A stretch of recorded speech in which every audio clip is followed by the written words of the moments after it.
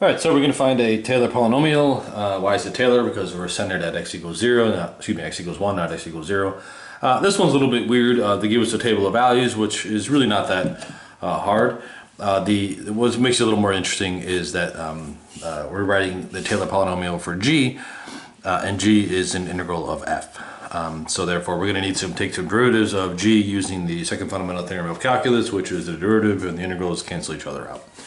Not too bad. So I need to know what g of 1 is. So g of 1, I just plug it into this thing, which is 1 to 1 f of t dt. If you remember, the integral at a point is just equal to 0. So g prime of 1 is the derivative of an integral. Those two cancel out. Your x just slides down. You take the derivative of x, which is just equal to 1. So really, the g prime of 1, I'll write this as g prime of x is really just equal to f of x.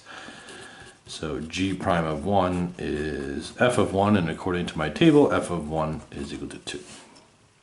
I'm just going to finish with the derivatives, and then we'll make the Taylor polynomial.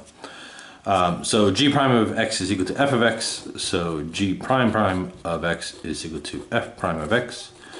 So the second derivative of g at 1 is equal to f prime of 1, according to my table, is negative 3.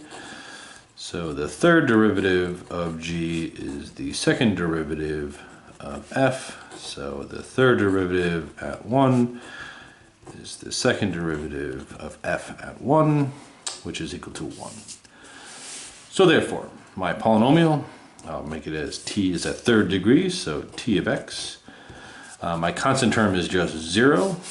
My linear term has a derivative of 2, so that's 2. I'm centered at 1, so x minus 1.